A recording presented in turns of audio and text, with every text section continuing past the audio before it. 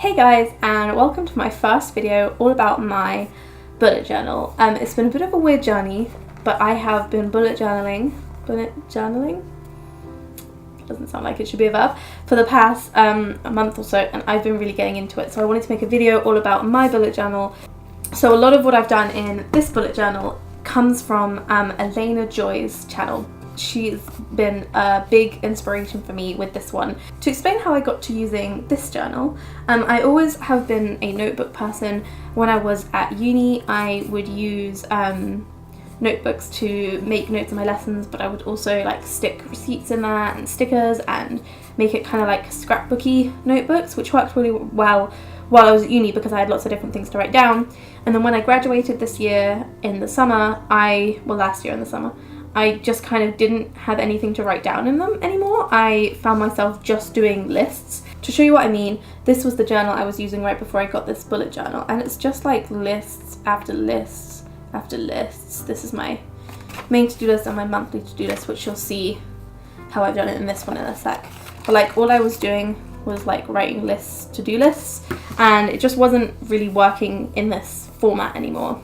This, by the way, is a beautiful, beautiful notebook by Hannah Witten. I love this notebook so much, and I'm so sad that I ruined it with my messy list making, but maybe I'll come back and use the rest of these pages sometime for something more exciting. So I was happily using that other notebook, well, not happily, but you know, I was using it. And then I went into Tiger one day and I saw this notebook. It is a bullet journal. It says bullet journal on the front, and it has like these little dots, which are obviously what's inside the journal, and it has this little star constellation thing. I'm super duper into stars and star signs and all that kind of thing at the moment, and I loved the colour. And it was really weird because they had like a whole section of bullet journals that I walked right past, and then I went to a different section and found what I came in to buy, and this journal was literally just sat there, just like it was waiting for me to find it. It was really like weird, and I picked this one up and I went to look at, they had like different colours. They had it in pink, I think, as well, and a different shade of blue, but I was like, no, I really want this one. Like, this one kind of found me. I feel like it was like a one chooses the wizard kind of moment, and my bullet journal chose me. It's got a strap there so I can pop it like that, and two of these thingies. I don't know any of the terms. The only thing I wish it did have was a pen, like a little bit for pens here, but you'll see, I'll explain in a minute. I use so many pens that, to be honest, if I'm going to take it anywhere and use it, I need to just take a ton of pens with me anyway. So that's my bullet journal. Before we delve into it, I've got some of the stuff I use here on my desk. So when I bought the bullet journal, I instantly knew exactly what I wanted to go for in it. Elena, in her videos, uses lots of highlighters. She says it makes it very easy to do because they don't require much effort. Oh, sorry, I wobbled you then. They don't require much effort, and they are like fun and pretty. And I wanted to get a pack of pastel highlighters to kind of reflect the theme I wanted to go for inside my book. So I've got these pastel highlighters, which are all brand new. They were really expensive, but they are worth it because I've already used them like a billion times over. I have some glittery pens, which I don't use super often in the journal, but there's a couple of times I use them and I just feel like they add a little bit more fun. I have these pens, which I just use kind of every now and again. They're kind of just random splashes of colour in there, in a kind of, they're thin ones, so they're just a bit easier to put on than the thick highlighters if I just need a bit of colour. And then these are the main pens I use. So I have just a normal black biro, a normal blue biro, and any black or blue biro would be fine. Like when these run out, I'll just replace them. But it's really important to have the two colours, and you'll see why when I get into my journal. It's kind of something I've adopted. And then I also have this pen, which is a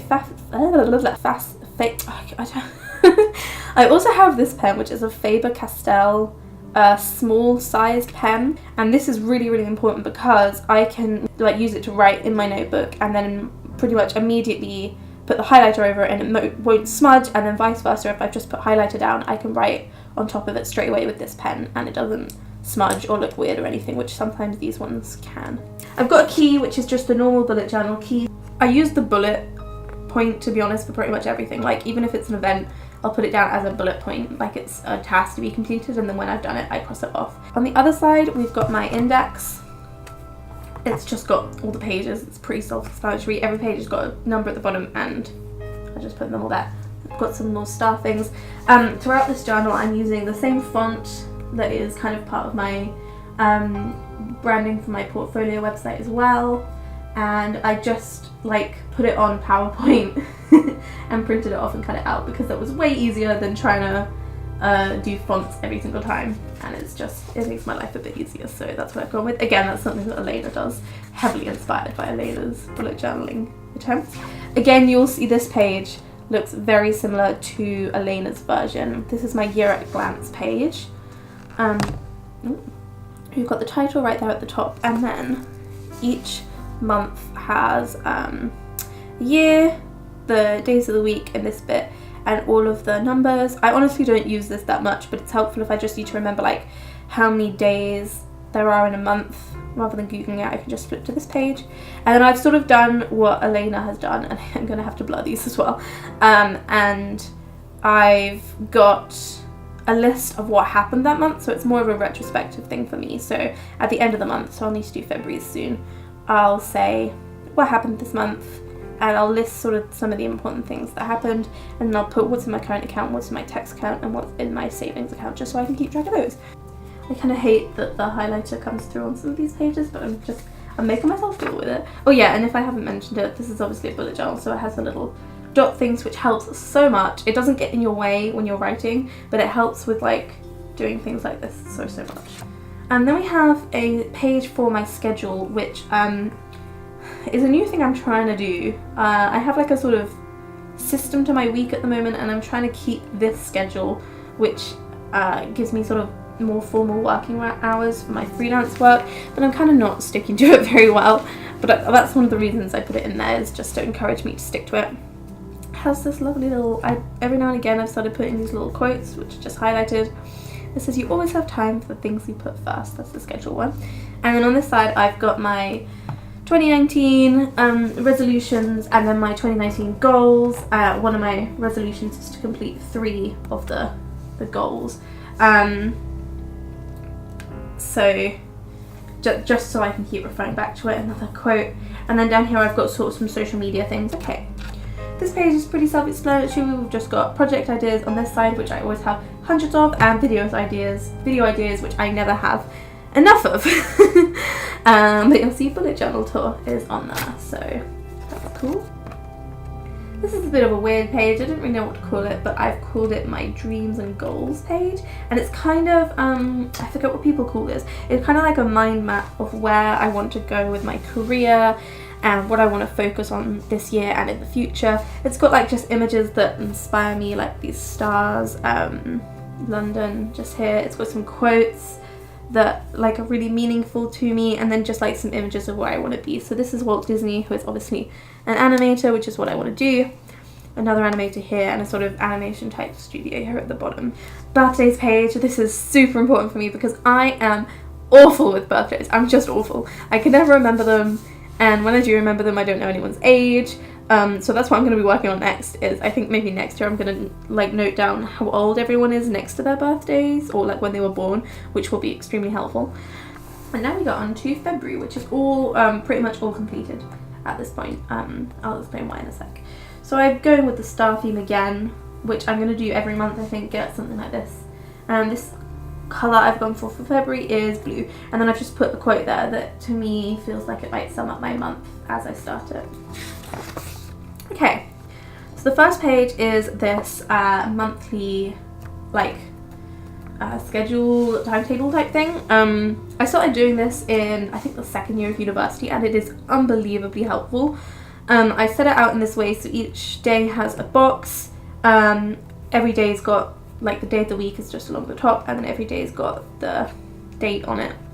And then I write down any things I do weekly. So I do dog walking with the Cinnamon Trust for people in my area who can't walk the dogs themselves. So I do that on a Tuesday and on a Thursday. And then I've got my work shifts here in the orange every week. And then I also sort of make a note of anything else. So on this day I've got a blood appointment, and I'm meeting my cousin Ben.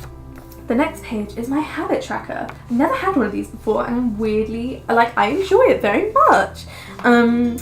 Definitely a lot of things I want to change with this one. You'll see from the next one I've got for March. I I've just got the title here again, just printed off, and I've printed off a grid because, again, this was one of the things Elena was saying. She used to like do the whole grid out on the page, and I just, no. Next is a to-do list. I don't know, I might have to blur some of this, but I will leave it as is for now. So this to-do list includes any projects I'm working on, which are all this top here, any freelance work I get, which is all this bottom bit here. That includes commissions. They're usually a lot quicker, but it's like I almost write them down to cross them out just to like keep track of what I've done. And then on this side, this is my errands to-do list. I used to have it all in one to-do list, and it was a big old mess, and there was no way for me to distinct between like what is more of a long-term project. Like this one, for example, red coat, is a really long-term project. I'm not expecting to finish that anytime soon. But like one of the things on my errands list, for example, is to get my hair cut, which obviously needs to be done within a week of me realising that I need to get my hair cut. And right at the bottom here, we've got a list of people I want to see. It sounds like a really weird thing, but I have to kind of consciously keep an eye on that. I have people who live in Plymouth with me, well not with me, but in Plymouth, that I just don't see as regularly as I would like to, and there's 4 or 5 of them, so I aim to see them at least once every month, and then once I've seen them I can kind of tick them off and be like, okay, at least I know that I've seen them once this month. And then I've added this little section, so anytime I think of something that I want to put on the next month, I just put it down here. The weeks are pretty self-explanatory. This is the week I got my tattoo, which is why I've sort of put this in the corner. The corner is there for decorative items, I guess. I've got the week at the top and the dates, just in case I need to keep track of it, and then just all the days written in this glittery pen, and a highlighter, and in this highlighted bit I write down anything of note that's happening that day. So on this Thursday I've got work at 6 AM, and on this Saturday I don't really have anything of note. Like I'm going to be working, but I don't have like a big thing that's taking up a lot of the day, so I just leave it blank. And then it just effectively works like a to-do list. Oh yeah, I have the 7 days, and then I have an extra bit for notes, which I don't really know what I use it for because I have notes pages, but it's just there. I set these up at the beginning of the month, and then I obviously use each one. The thing I like about it is this sort of space in between each one is kind of perfect for figuring out how many tasks I can do that day, as long as they're not all like clean the entire house. If I filled up this space, I kind of know that's my limit of what I can do that day, so that's a really good thing about these weekly pages that I quite like. This is this week, and then I've set up March. This week finished in March, so I decided to treat it as a March week, if that makes sense, because I always lean towards being early for the next month rather than being late into it.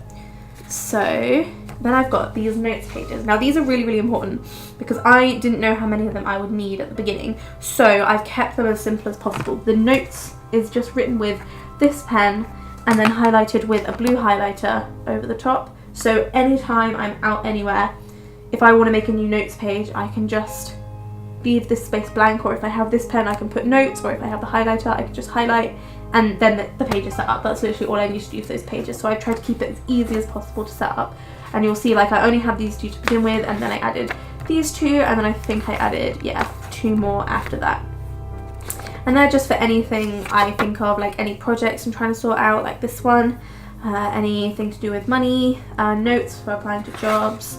Sometimes I stick in like these are little things I made at work, or do doodles in there, kind of whatever I feel like, just to keep it a bit more creative and exciting.